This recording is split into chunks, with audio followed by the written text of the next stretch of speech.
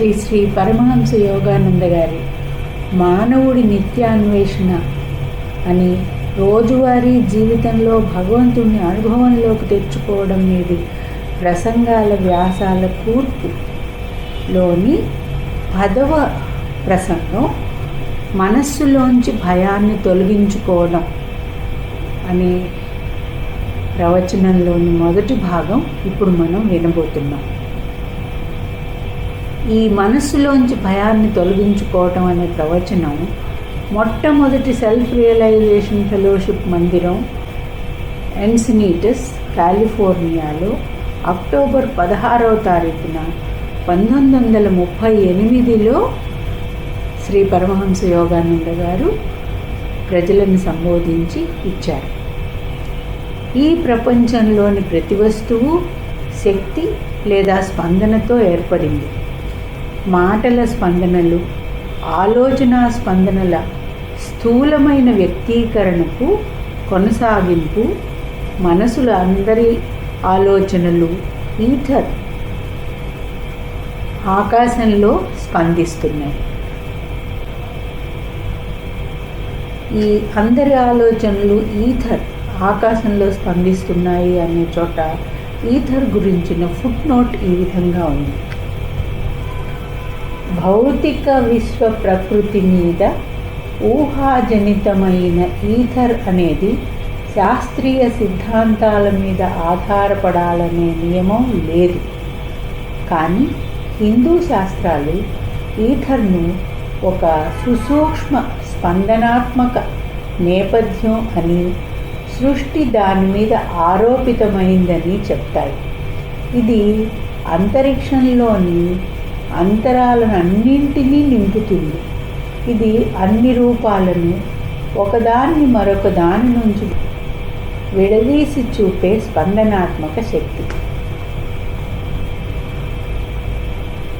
ఆలోచనలన్నవి ఎంతో ఎక్కువ స్పందన రేటు ఉన్నవి కావడం వల్ల వాటిని ఇంకా అక్కడ కనుక్కోలేదు. ఒక విధంగా ఇది అదృష్టం. ఎందుకంటే మానవులందరి ఆలోచనలు అందరికీ తెలిసిపోయేవి.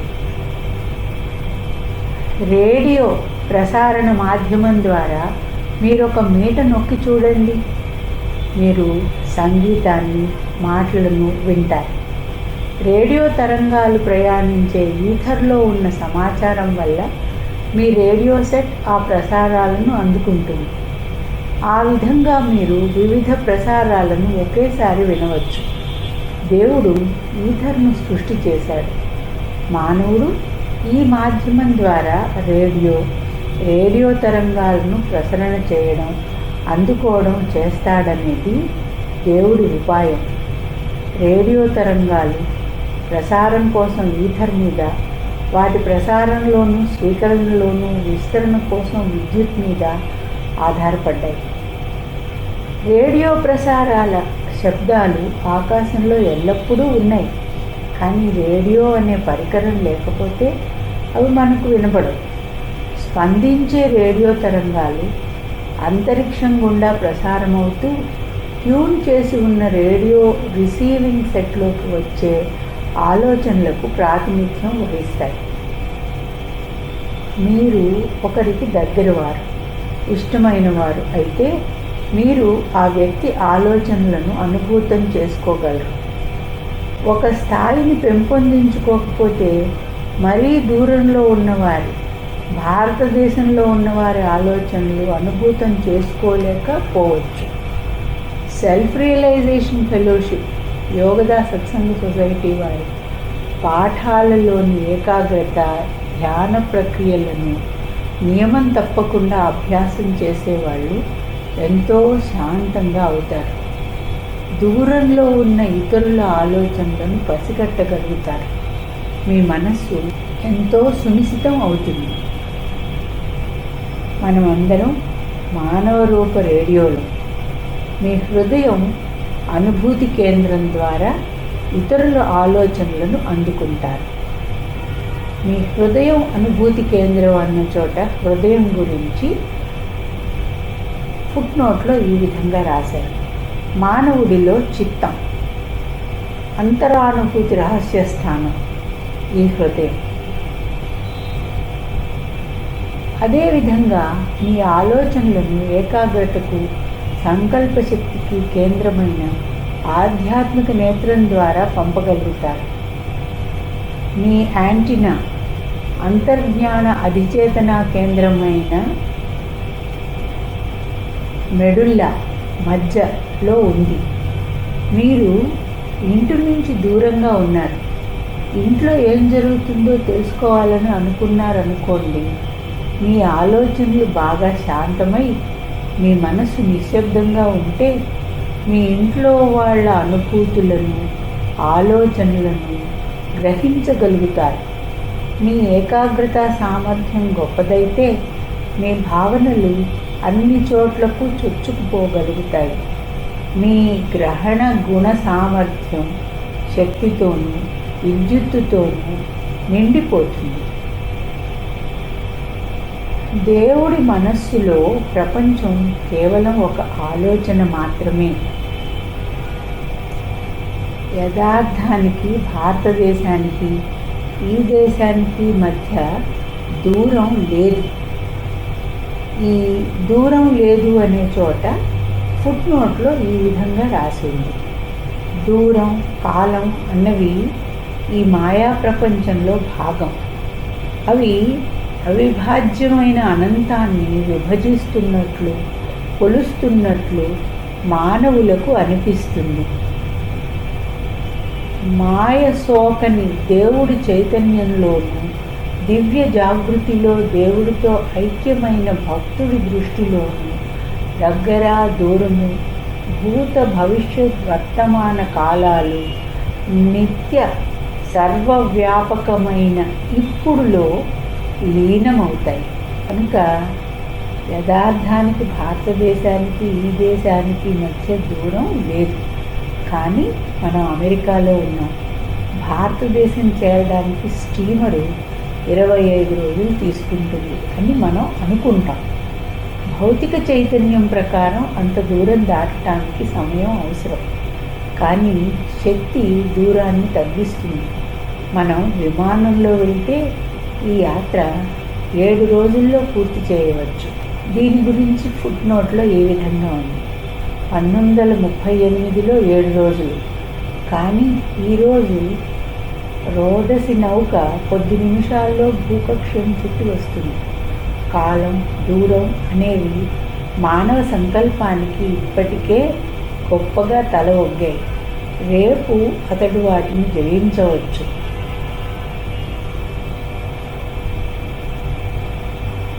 కనుక 1938లో విమానంలో వెళ్తే ఈ యాత్ర 7 రోజుల్లో పూర్తి చేయవచ్చు.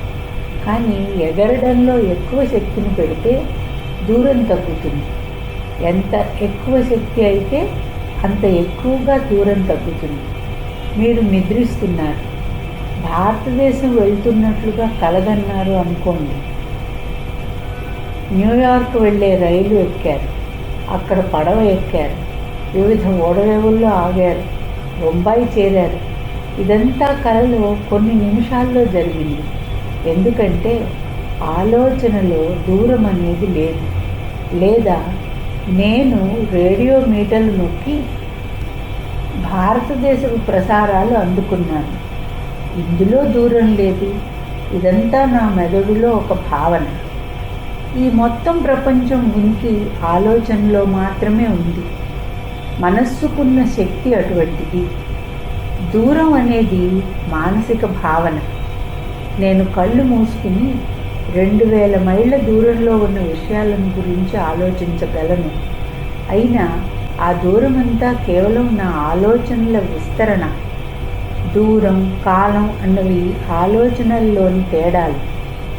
కళ అనే అనుభవంలో ఐస్ క్రీమ్కి, కాఫీకి తేడా ఏముంది?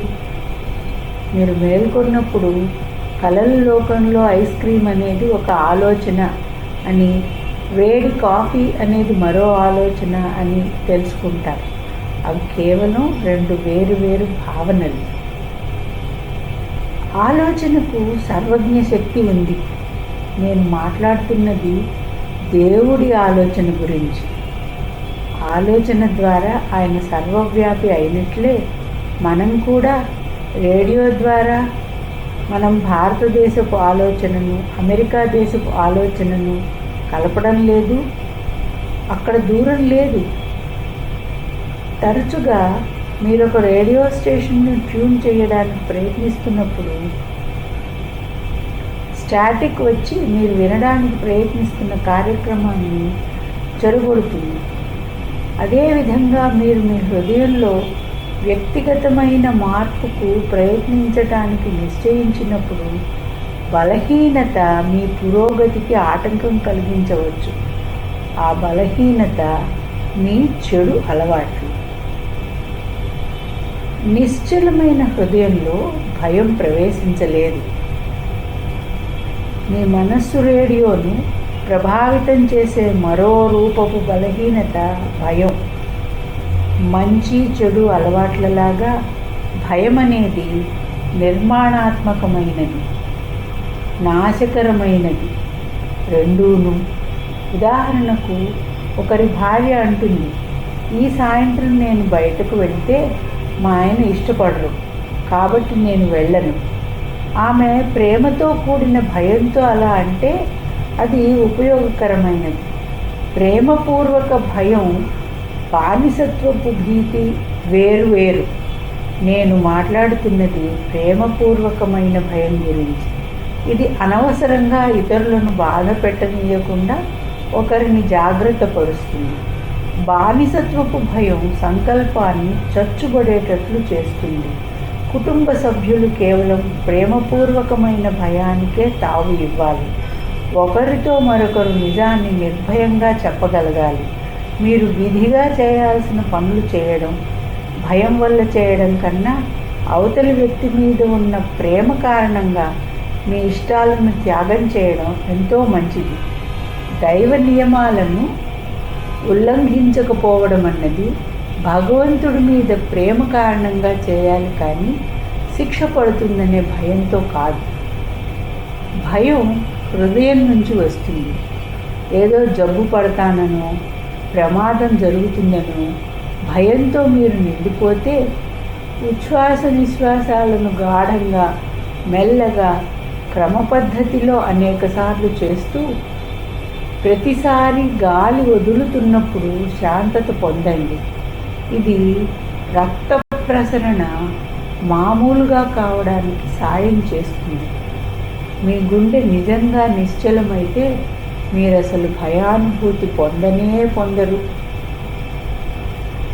బాధాపూర్వకమైన చైతన్యం వల్ల, అనుభవాల వల్ల మీ హృదయంలో ఆతురతలు పెరుగుతాయి.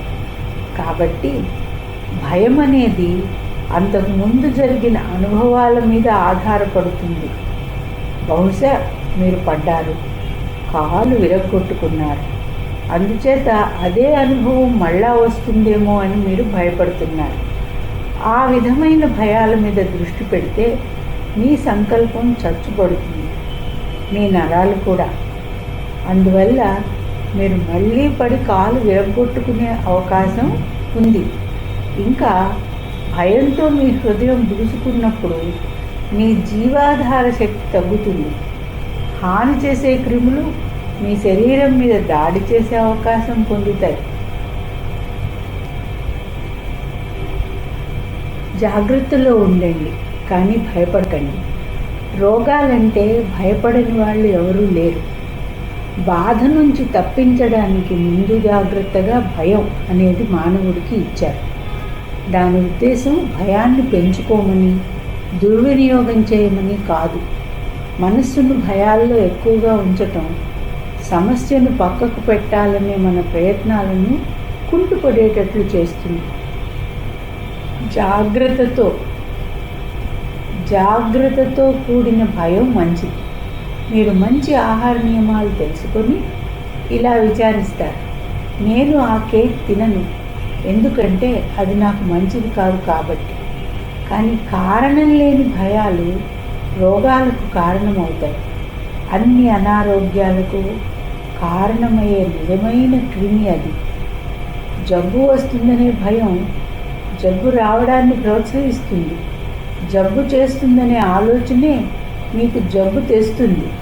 మీరు ఎప్పుడూ జలుబు చేస్తుందనే భయంతో ఉంటే జలుబు రాకుండా ఎన్ని నివారణలు తీసుకున్నా అది మీకు వచ్చే అవకాశం ఎక్కువ. మీ సంకల్పాన్ని, నరాలను భయంతో చచ్చుపడనీయకండి. మీ సంకల్పం ఉపయోగించినప్పటికీ మనస్సులో ఆందోళన పడుతూ ఉంటే మీరు దేని గురించి భయపడుతున్నారో అదే అనుభవాన్ని మీరు సృష్టిస్తున్నారు. అదేవిధంగా తమకు, ఇతరులకు ఉన్న బలహీనతల గురించి, వ్యాధుల గురించి అదే పనిగా చర్చించే వాళ్లతో అవసరమైన దానికన్నా ఎక్కువ కలవడం, వాళ్ళ మాటలు మన్నించటం తెలివైన పని కాదు. ఈ విధమైన విషయ చర్చలు మీ మనసులో కీడు జరగబోతుందనే విత్తనాలను నాటుతాయి. తమకు క్షయ వస్తుందనో, క్యాన్సర్ వస్తుందనో, గుండె జబ్బు వస్తుందనో ఆందోళన పడేవాళ్ళు తమ మనస్సులోంచి భయాలను తొలగించాలి. లేకుంటే కోరరాని ఆ స్థితిని తెచ్చుకుంటారు.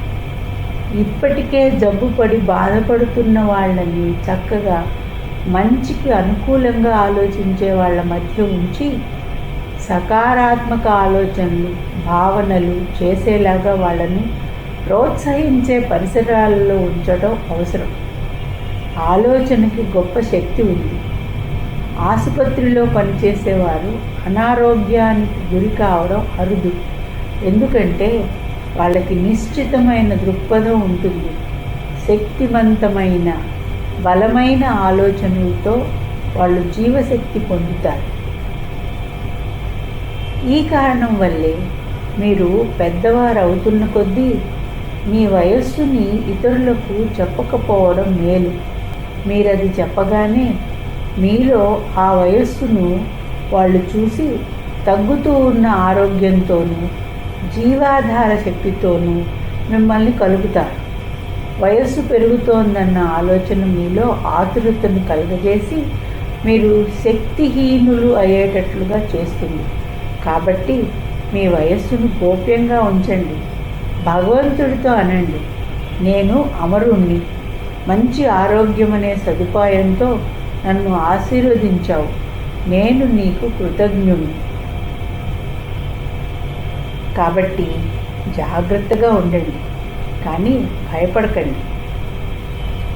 శరీరాన్ని శుద్ధి చేసే ఆహారం అప్పుడప్పుడు ముందు జాగ్రత్తగా తీసుకుంటూ శరీరంలో అనారోగ్యం కలిగించే పరిస్థితులను తొలగించుకోండి.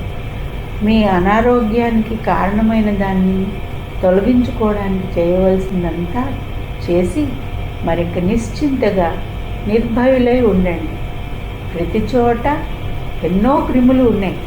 మీరు కనుక వాటికి భయపడటం మొదలు పెడితే జీవితాన్ని అసలు ఆనందంగా అనుభవించనే లేరు. పరిశుభ్రతకు సంబంధించిన జాగ్రత్తలు ఎన్ని తీసుకున్నప్పటికీ సూక్ష్మదర్శిని ద్వారా మీ ఇంటిని చూసుకుంటే మీకు తినాలన్న కోరికే పోతుంది. మనస్సులోంచి భయాన్ని తొలగించుకోవటం అనే ప్రసంగంలోని మొదటి భాగం ఇంతటితో ఆపుతున్నాం.